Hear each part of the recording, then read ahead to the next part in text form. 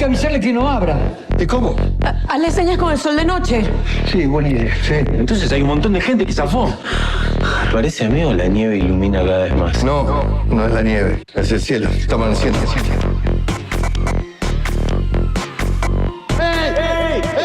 No abra.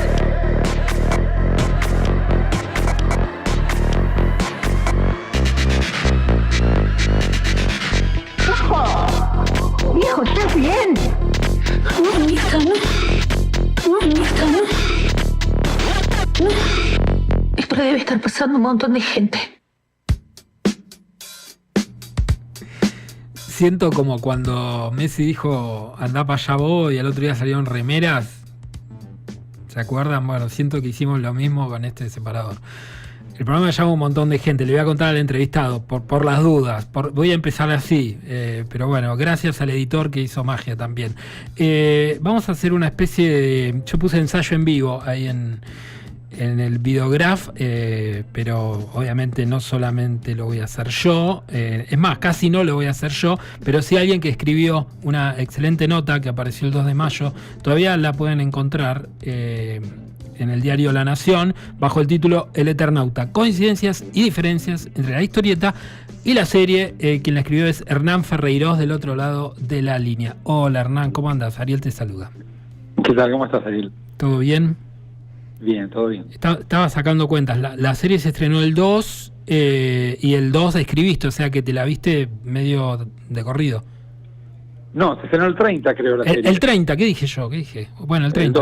El 2. No, perdón. El 30 y la nota es del 2, que seguro le hiciste el primero. Salió publicada el 2, pero la había empezado a hacer como el 29, una cosa así, porque tuvo unos capítulos para ver por adelantado. Después vi los que me faltaban, el 30 y entre el 1, más o menos, entre el 30 y el 1 la escribí. Bien. Viste que una de las cosas que se dijo, gracias por contar esa infidencia de que te dieron adelantada la serie, te agradezco, porque aparte te dedicas a esto.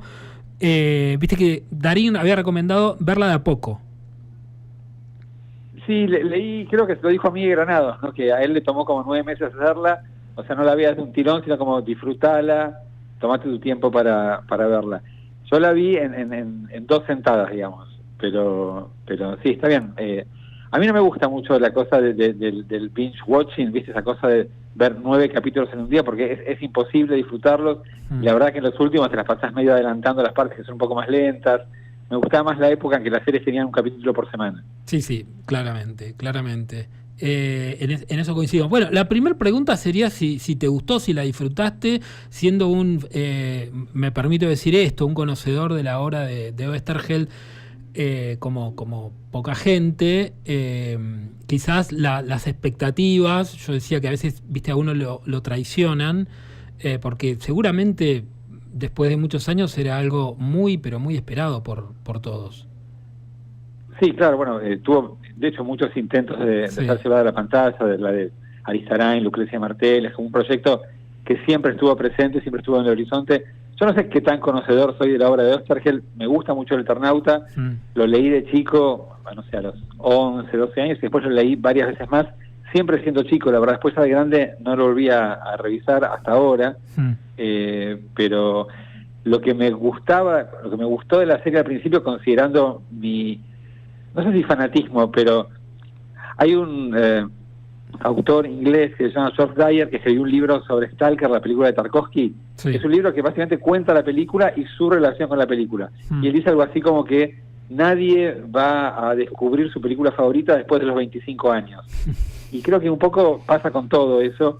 Y las cosas con las que uno se vincula en la infancia siempre tienen como una especie de lugar especial, y uno no es tan crítico con las historietas que le gustaron cuando tenía 6 años como con las que lee cuando tiene 30. Entonces a mí siempre me gustó mucho El Eternauta, y ver ahora en esta serie escenas que yo recordaba del Eternauta me entusiasmó mucho, y me costaba tomar como una distancia crítica, porque básicamente me encantaba ver, no sé, la General Paz Nevada o la Nevada en Vicente López, bueno, todas esas cosas que ya sabemos que cuenta tanto la historieta como la serie. Sí, obviamente quizás no sé si coincidís, pero el análisis o el sobreanálisis, como dicen algunos, también se desprende de esa expectativa de haber esperado durante mucho tiempo. Vos mencionás ahí que hubo otros intentos de llevarla a la gran pantalla, ahora bueno, en formato serie.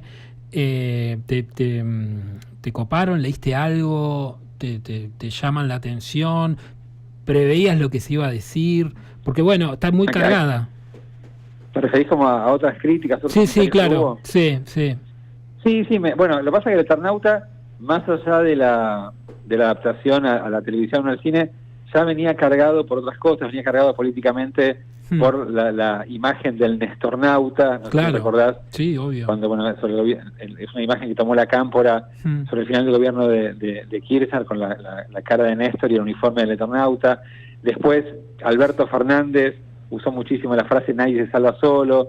Entonces, era algo que venía como bastante cargado políticamente y me parecía que iba a ser obvio, sobre todo en un diario como el que yo escribo, como La Nación, que iba a aparecer la polémica de una serie kirchnerista, una serie no kirchnerista. Eso me parecía que iba a ser obvio que iba a aparecer. ¿Qué me parece? Yo entiendo algunas personas que hicieron análisis pensados, inteligentes al respecto. Yo no siento que la serie esté muy sesgada políticamente. No me parece que sea una serie kirchnerista, por ejemplo. O en todo caso, alguien podría decir, bueno, esto, hay cosas, pero son completamente debatibles. Sí. Hay una nota, por ejemplo, del escritor Gonzalo Garcés en Revista Seúl, que habla un poco de eso, y él toma como la postura de que es una serie como peronista, y a mí me parece que está como un poco como sobreinterpretado eso, por lo menos. Estoy de acuerdo con algunas de las cosas que dicen, pero me parece que en otras como que lee demasiado eso en la serie. Pero me parece que esa polémica indudablemente iba a estar, o sea que si era una serie K, una serie no K, y de hecho, si vos lees los comentarios de cualquier nota, es lo primero que aparece. Sí, claro, obvio. Hernán, con respecto, siendo periodista, pero también guionista de televisión, muchos les costó entrar de lleno, y me incluyo en ese grupo, con el primer capítulo, no porque hay diferencias con el original, que es algo que, bueno, tampoco es que respeta todo, digo, la serie, sino más que nada con las interpretaciones, con los diálogos. No sé, ¿qué te pareció esa parte a vos? Mira, mucha gente me dijo que el primer capítulo les parecía aburrido. Sí. A mí creo que fue el que más me gustó. Pero también tiene que ver con esto que te decía antes, de que es el que está más cercano al argumento de la serie, perdón, del cómic.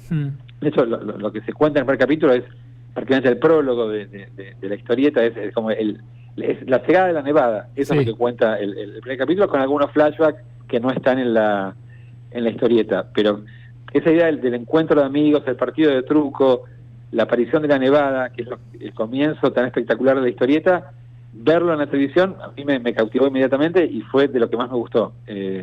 Entiendo que si no leíste la historieta y no la conocés para nada, tal vez hasta puede ser una serie un poco críptica, pero no te das cuenta bien de qué habla, no tenés idea de por qué se llama El Eternauta, por ejemplo, porque no hay ninguna pista de eso.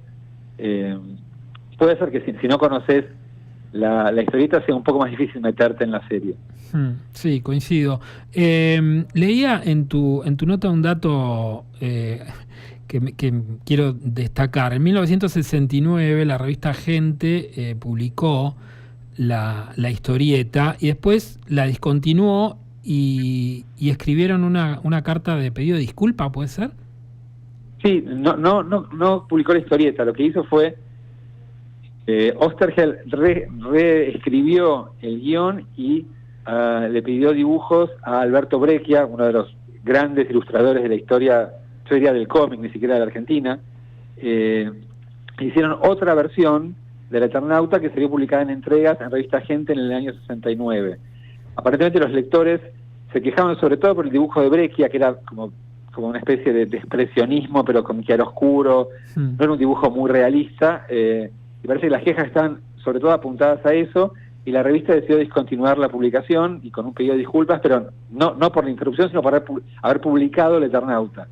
Y eso se consigue actualmente. De hecho, ahora se volvió a publicar no sé si en Argentina, seguro en España, y de hecho hay como varias reediciones. Hay una edición de La Urraca, que es la que tengo yo, y hay varios más, que es El Eternauta, reescrito por Oesterheld en el 69, y tiene mucho, bueno, entre los cambios que hay, es que no es la historia completa porque se interrumpió, entonces Oesterheld, como al cuarto de la historia, Sí. es cuando gente decidió discontinuarlo, y Oesterheld pidió por lo menos un par de entregas más para al menos poder cerrar la historia. Entonces es una historia muy distinta porque sigue más o menos la historia del cómic original hasta un tercio y después se termina en 10 páginas. O sea, el argumento está trunco por ese tema con la revista. Y además, para ese momento, Oesterheld se había hecho una conversión política a mediados de los 60, Claro. empezó a como volcarse hacia el peronismo y hacia el peronismo revolucionario. Bueno, ya sabemos que integró Montoneros y que desapareció en el año 77. La historia de Oesterheld es de las más trágicas de la Argentina. No solo secuestraron y mataron a sus 4 hijas, 2 de ellas embarazadas, sino que también lo secuestraron y lo mataron a él después de él haber tenido que ver la desaparición de sus 4 hijas. La historia es atroz realmente. Estamos hablando con Hernán Ferreirós, dije también guionista, y el guión, ¿qué te pareció? Es difícil hacer como una evaluación Sí. de el guión. Hay cosas que me gustaron, cosas que me parecieron originales, hay momentos en los que me parecía que las cosas no funcionaban del todo, digamos, tengo como opiniones variadas. Me parece que es una apuesta fuerte de parte de Stagnaro, que es el guionista principal, junto con Ariel Saltar, y hay un par de co-guionistas más, de apropiarse de la historia, no solo en el sentido de hacerla contemporánea con los cambios que eso obliga, como por ejemplo a poner a, no sé, un supermercado chino, a un repartidor en bicicleta, cosas que en el 57 no existían, sino realmente de hacerse cargo de la historia, de apropiársela y crear desvíos que no tienen nada que ver con lo que está en la historieta y que también se acercan a la historia a la obra de Stagnaro, ¿no? Hay como alusiones a la guerra de Malvinas. Uno de los primeros cortometrajes de Stagnaro, que es excelente, se llama Warisove, que es sobre Malvinas. Bueno, obviamente no hay ninguna alusión a Malvinas en la historieta del 57. Acá no voy a decir cuáles son para no revelar nada. Y hay también, bueno, otros acercamientos a la obra de Stagnaro que están en la serie, que es la forma que él decidió apropiársela, que me parece completamente válida. A mí, como fan del cómic, me hubiera gustado que se ciñera más a la letra de la historieta. Igual, entiendo que es difícil de adaptar, sobre todo porque, por ejemplo, bueno, también es complicado hablar de esas cosas porque hay mucha gente que se molesta con los spoilers, ¿viste? Entonces, si contás algo Sí. que no es obvio, la gente se enoja y es muy difícil hablar de algo. Yo hice un disclaimer hoy y dije, vamos a hablar de la serie, si no la vieron todavía, bueno, quizás este programa no es para ustedes.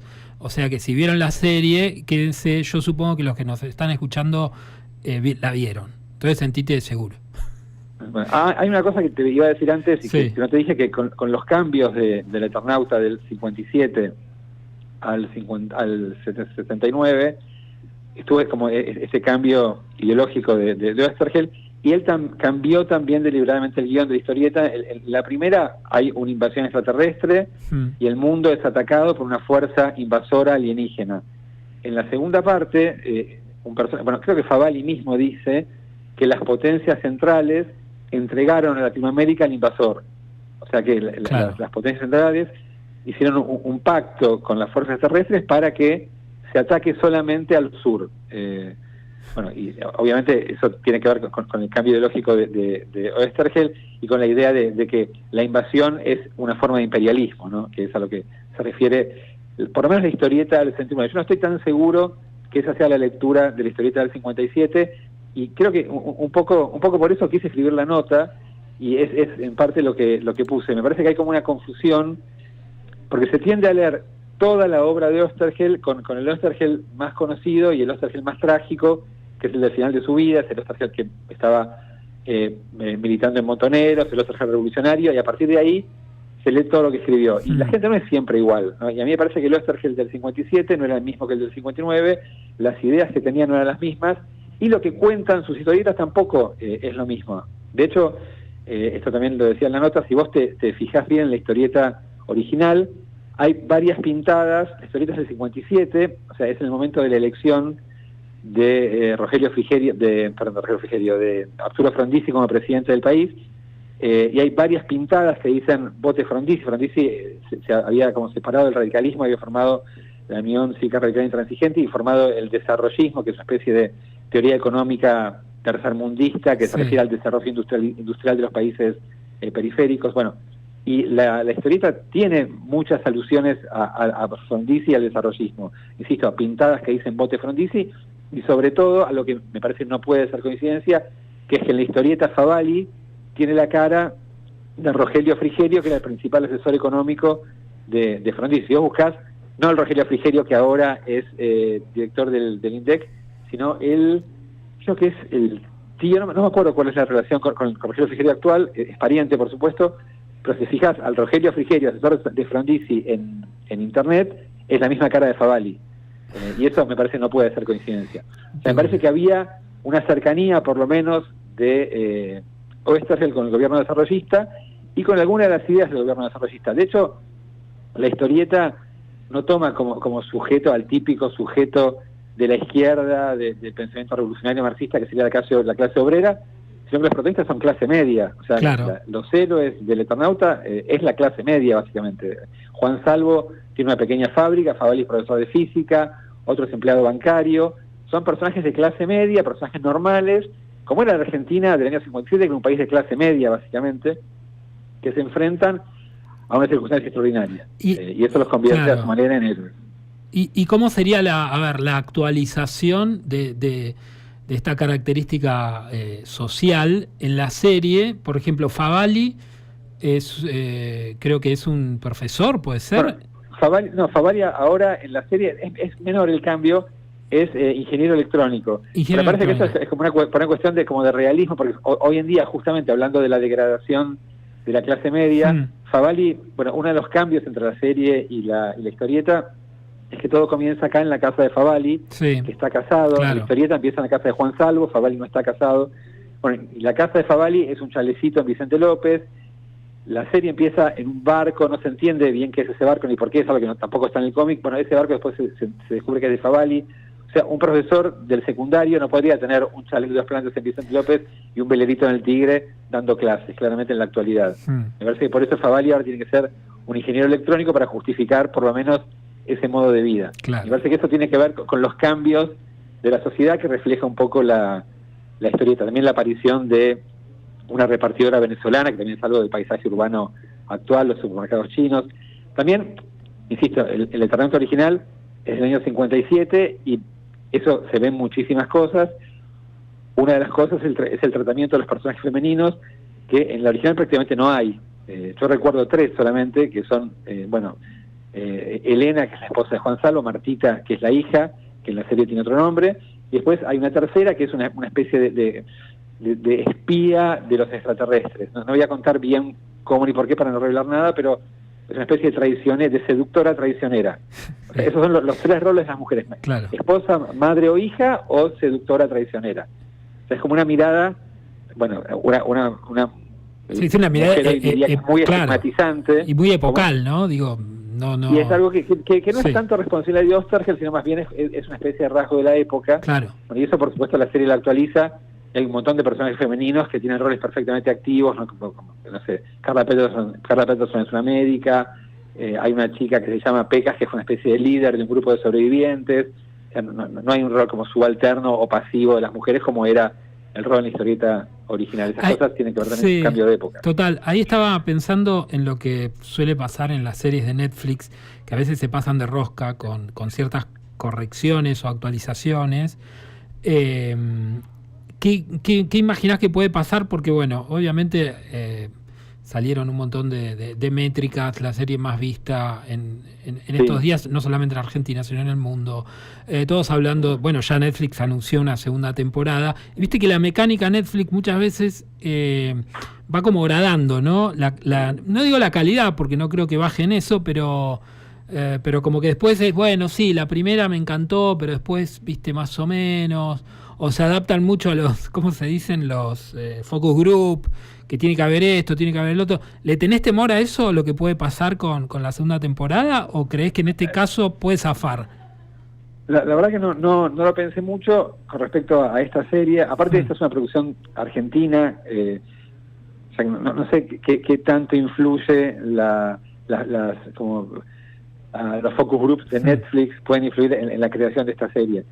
Sí pasa mucho en las series de Netflix que sienten, sobre todo las que son de origen norteamericano, que tienen que cumplir como con ciertas reglas que tienen que ver con el lugar de las minorías, el lugar de las mujeres, de las personas no binarias, de las personas de color.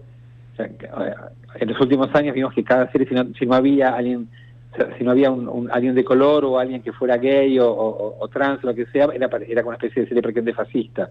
Me parece que ese clima de época tan políticamente correcto, tan woke, como se iba a decir, ya está pasando un poco. Me parece que ya las cosas no son tan mecánicas, tan estrictas como eran hace 3 o 4 años. Me parece que la gente se empezó a hartar un poco de eso. De hecho, hay un montón de parodias, ¿no? de series con personajes que son obviamente blancos, hechos la versión de Netflix con un actor negro y demás. Claro. Totalmente. Bueno, no se sabe, ¿no?, cuándo va a llegar la segunda temporada. ¿Tenés algún dato? Hasta donde yo sé, se está escribiendo la segunda por ahora. O sea, yo calculo que no antes de 2 o 3 años. Claro, totalmente. Bueno, Hernán, la nota obviamente todavía está online, la pueden leer porque hay un montón más. No la quiero tampoco quemar a la nota porque bien te debe haber costado. Es del 2 de mayo, o sea que hace muy poquito. Y como dice la serie, viste que ahora parece viejo todo. Bueno, lo viejo sirve, dice la serie. Así que una nota de hace, ¿cuánto? 4 días también sirve. A mí me sirvió. Bueno, hay en la serie una especie de reivindicación de lo viejo, sí, que fue leída de muchas maneras, ¿no? Bueno, justamente como en las notas críticas era como una reivindicación de lo viejo, como de lo políticamente viejo, como que el peronismo todavía sirve. Yo lo tomé de otro punto de vista, para mí era como una reivindicación de la edad, como de no olvidarnos de los viejos. De hecho, Darín, justamente una de las críticas que se hizo es que Darín tiene 68 años y Juan Salvo en la historia es un hombre joven de 30, 40 años. Pero para mí el hecho de que tomen a Darín y todo su grupo de amigos sean sexagenarios y un personaje diga esto de lo viejo funciona, es como una especie de reivindicación de los mayores en una época que prácticamente los desprecia en nombre de una juventud que hasta ahora no hizo nada. Totalmente, y comparto. Hernán, no te robo más tiempo. Algún día, si tenemos tiempo, volveremos a hablar, pero ya más que nada, como te lo dije ayer, sobre tu trabajo de guionista. Dale, bueno, cuando quieras. Que me interesa mucho. Te mando un abrazo, Hernán, gracias. Un abrazo, que sigas muy bien, César. Gracias. Hernán Ferreiros, entonces periodista y, bueno, guionista también, escritor de la nota El Eternauta, coincidencias y diferencias entre la historieta y la serie. Disculpas si alguno, estuvo escuchando la nota y dijo, no te puedo creer. Bueno, habíamos avisado, de todas maneras. Bueno, estamos hablando de un clásico, más allá de que se haya transformado en serie, es un clásico de la ya literatura argentina, obviamente, novela gráfica, ni hablar. Hernán Ferreiros pasó por un montón de gente.